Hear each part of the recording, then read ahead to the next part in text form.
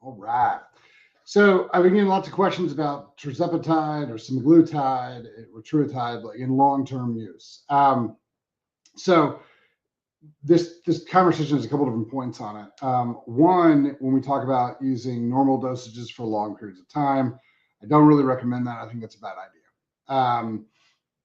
There's lots and lots of reasons why when you're working with the body, you can push it real hard in short dosages. So if you're like, hey, I'm going to run, for 3, 4, 5 months, 6 months, a decent load of tirzepatide or semaglutide, while I'm maintaining my testosterone and while I'm maintaining my, nutrient intake and working out and all the things, but we're going to use the GLP-1 as a booster, if you will, to help, promote metabolic change.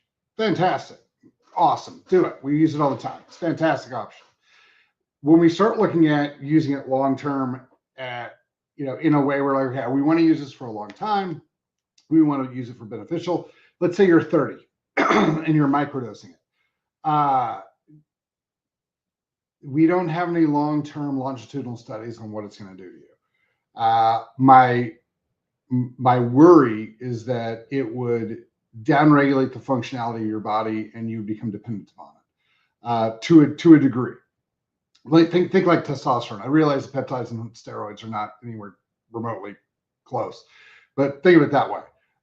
Whenever you replace the or you force the body into a different position, or you use something else, the body will end up becoming dependent upon it and quit doing the things it does on its own.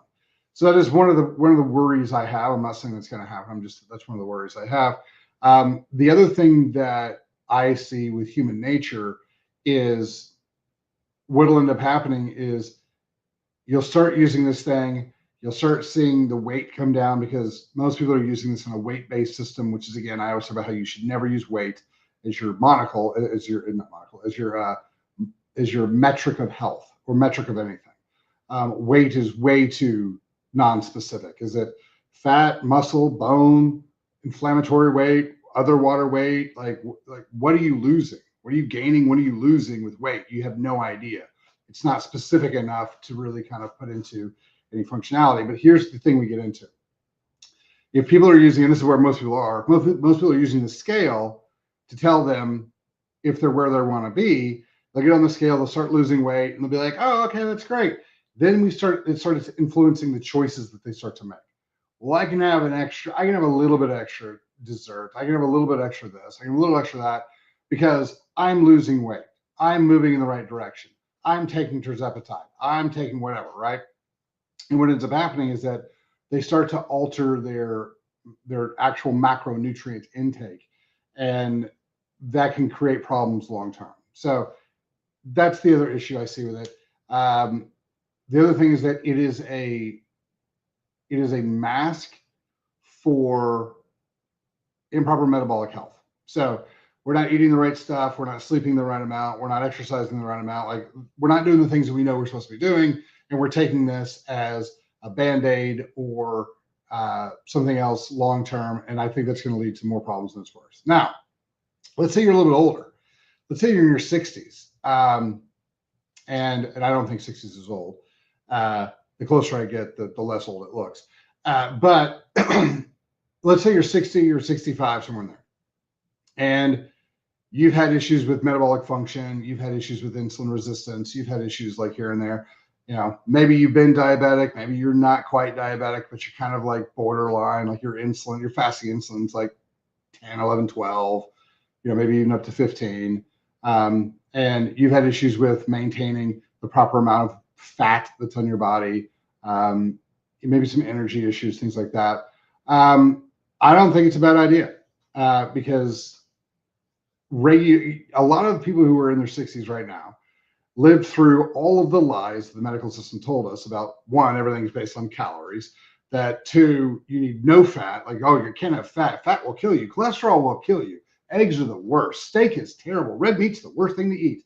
They lived through all of that. So they did everything they were told they were supposed to do, and they were good at it, right? They ate the high carbs. They ate the low fat. They They ran as much as they could. They didn't lift weights. They didn't take testosterone. They did all the things that, if you're 60 right now, these are the things that you were told to do and not to do by the medical system, right? And so, hell, you're even told, take opioids. They're not addicted to you. Like this is the age range we're talking about with this. So they've been metabolically broken for a long, long time. And I think regulating the system in a microdose function is a really great idea. I think it's one of those things where, you look at it like, well, we should bring things back to natural. 100% agree. Don't agree with that comment in any way, shape, or form. The problem we're going to get into is that they've been broken for a very long time. And trying to reel them back in naturally is going to be difficult. And a lot of them are not going to be able to do it because it's going to require a giant change in their lifestyle. It's going to require their body to basically backtrack 20 years. I don't think that it's going to be something that the normal person is going to be able to do. So I do think that a microdose of tirzepatide, or if you want to use semaglutide, whatever, or tirzepatide, like they're a little bit different in how they function, but it is what it is. I think it'd be beneficial. Now, I think that you should also add in the testosterone. I think you should add in all the supplementation, like obviously kill all the parasites, like all those things. 100% you should do all those things. But I think that, a low grade microdose to maintain basically glucagon functionality and GLP-1 activation is a good idea for some of those guys. As we get more information, that opinion might change. But with the stuff we have now, the information we have now, I think that's a pretty solid plan. Every dose is going to be dependent upon the person. This is one of those big things with GLPs that I find very interesting. And with everything has a dose function in it. It's funny, people actually are like, because I have the cannabis strips, and people are like, oh, they're just getting into it. And they're like, I have 150-pound girls be like, well, how much do you take? Because that'll tell me how much I'm supposed to take. And I'm like, I'm a 250-pound, 260-pound man who has I have more muscle mass than you weigh. So like your entire body, I have more muscle mass than your entire body. And I've been doing this for a while. So what I use and what you use is obviously radically going to be different. Same thing with GLP-1s. I have people who, like semaglutide as an example. It's more powerful, so you have to be a little bit more careful with the milligram dosage of it. I have people who are taking 5-6 milligrams a week. And I have people that have shut down system issues at 1.5 or 2 milligrams a week. So there's a wide range in this, and so dialing it in individually is really important. And so there's ways that we do that, but finding that dosage point and doing a very low microdose function would be beneficial. And I wouldn't necessarily judge that on weight loss, and again, because of all the reasons I have for irritation with weight loss issues. There are some people that and especially in the 60-year-old range, especially with women, I would tell you that they need to be gaining total weight. Well, let me put it this way: they need to be swapping fat for muscle. So a lot of my 60-year-old patients who are women, or 60 or above patients who are women, we get them on, we get their testosterone levels back up, we get their nutrition levels back up, we get them on a GLP-1 to regulate everything, and then they're lifting. And so what I really want to see is a swap. I want to see a couple pounds of fat loss for a couple pounds of muscle gain. So again, I want to see roughly 0 weight loss, but we're really trying to get body composition to change, which is the healthiest way to go. So again, it's one of the issues I have with weight as your metric. But overall, if you're 30, man, I would really focus on getting your hormones where they're supposed to be, getting your supplementation, your D3, your testosterone. If you're a woman, make sure your estrogen's where it's supposed to be, and then doing something for movement. You've got to move. And I get it. There's a lot of people who are out there being like, talking about stuff like, your diet, your DNA, and you don't have to exercise to fix type 2 diabetes and be healthy. I disagree with that 100%. You need to move. you don't have to work out like I do. You can work out some other way. A lot of people love Vibe 5. It's fantastic. Like, we put everything you needed to do to be healthy movement wise into Vibe 5, and it's fantastic. I love it. You're not going to become gigantic. You're not going to get big muscle groups. You're not going to get big muscle growth from doing it. If that's your goal, you're going to have to do something else. That's why I lift. If you want to run marathons, that's also probably not geared towards your goal. But if you want to just be overall healthy, fantastic. It's great. You're going to have to, the bottom line of this is that to be healthy, you're going to have to start moving. And I talk to a lot of 30-year-olds who come in here and they're like, yeah, I want Tirzepatide or semaglutide or Ozempic or whatever, so I can start losing some weight. And I have the weight conversation with them. They go, oh, yeah, that makes total sense. But I'm going to lose some fat. I'm like, great. What are you doing to work out? Oh, they don't work out. All right, cool.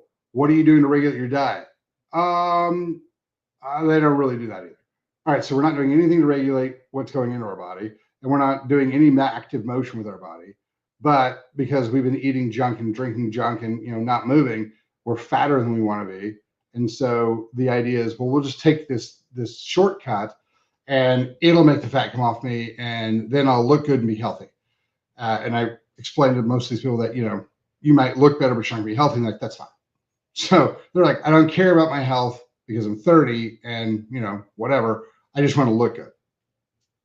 All right, if that's your thing, that's your thing. Like, I'm not going to argue with you, because you're in charge of your body. I would highly encourage you to think downstream a little bit and think, how am I going to be when I'm 50?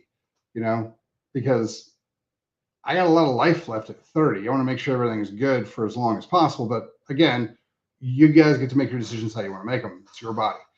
It's your life. So I would caution people about using it daily as a, thinking using it long term when you're 30.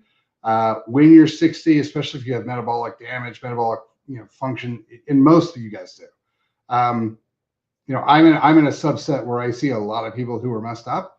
And so my subset of people is messed up. And so lots of them need it, but that doesn't mean that everybody needs it. So I would be a little bit cautious on it. And I would always make sure before you start doing this stuff that, have you regulated your hormones? Your hormones are how your body talks to itself. And so, you think of it in a marriage. If a husband and wife have really bad communication, the chances that they're going to have a successful, healthy, thriving marriage is low. Same thing with your body. Your body's not going to be healthy if it can't talk to itself. So make sure that it's getting the hormones that it needs, get that thing done. Then, speaking of hormones, like, people don't, because we use the calorie system, we don't tie what we eat to the hormones that food produces. I would abandon the calorie system and start looking at the macro system and think, okay, when I eat this food, what's going to happen to my body? And this is one of the things that, like, this is so important. We teach this with all of our plans. And so as we go through, the question is, all right, when you eat this food, what is it going to do? Is it going to increase insulin production, which is hormone? Is it increase glucagon production, which is hormone? Is it going to do nothing, which is what fiber does? Is it going to block absorption of nutrients, which is again what fiber does? What's it going to do? How's it going to affect ghrelin and leptin? That thought process is important. And kind of structure your diet around that, even just a little bit. And then, are you sleeping and how are you moving? Right? So those type of things. And it doesn't have to be crazy. Like, you don't have to go to the gym for 2 hours every day. You don't have to, you don't have to try to embody, some of these, influencers who are, I work out 17 hours a day. Awesome. That sounds terrible. That type of a thing. You don't have to do that. Just, are you moving regularly? Like, every day or every other day? Like, are you moving? Okay. Are you eating something that's, going to take into account all your hormone function? And are you taking some supplements for the nutrients that you're obviously missing? Most of the time, the most important ones are, B vitamins and minerals and stuff like that. So do you have that piece down at all? Like, are you even cognizant of that? And water and that, like, are you cognizant of those things? Great. You don't have to be perfect on any of them. Then to be like, all right, now that you're doing all of those things, at least a little bit, now I toss on the GLP-1, the Tirzepatide, or whatever, if you're not getting where you want to go. The long-term effect, and here's the problem, and this is one of the things that I will tell you right now, there's going to be a lot of people who blame the the GLP-1s and blame tirzepatide or semaglutide or whatever for damage to the body that was not the GLP-1's not responsible for. Like a lot of this gut and liver issues that people are complaining about, not GLP-1's fault. Are you bringing in the nutrients that are required? Are you bringing in, do you have enough methylated B6? Because that's what keeps the liver functioning. You're asking the body to burn fat, and then you're wondering why it breaks down when it's trying to burn fat without the tools required to burn fat. And people are like, oh, the GLP-1 gave me cholecystitis or it gave me gallbladder issues. No, it didn't. It didn't. You asked the body to drive something into the lipolytic function, which has to break down fat, and then you didn't give it the chemicals that the body requires to break down fat. And so it failed. It seized. It's like running an engine without oil. Like, whose fault is that? It's yours for not putting the oil in the engine. So again, that's one of those things you've got to maintain. Do I have the right chemicals for this process to function right? So, we're going to see lots and lots of people lots of things get blamed on the GLP-1s that are the patient's fault. We're going to see tons and tons and tons of that. We see this already. People are losing all this muscle mass because they're not working out, they're not managing their hormones properly, and they're not eating. And then all of a sudden they lose all this muscle mass because they don't understand that, your body has to have sugar for your blood. And so it's eating your muscle tissues to produce the sugar because you're not consuming enough. And all of a sudden they have all this muscle mass loss. And they're like, it's the GLP-1's fault. No, it's your fault or your doctor's fault. I'll grant you that one. There's things that if you ask the body to do something, you then have to be responsible enough to be like, okay, I asked you to build this thing. Did I give you the tools to build it? I asked you to break this thing down. Did I give you the tools to break that thing down? If you didn't, your body's going to seize. It's not going to function right. Again, it's like asking an engine to produce lots of horsepower at high revolutions and then not giving it oil or not giving it adequate coolant factor or not giving it the proper airflow. It's just not going to work right. And so that's how the body works. So if you guys want to use the tirzepatide and stuff long-term, fantastic. Just make sure that you guys have all the other stuff that you need to get the body to work right. So that's how we do it with people here. So you guys have any questions, excuse me, questions at chalmerswellness.com or drop in the comments. Talk to you guys later. Have a fantastic day.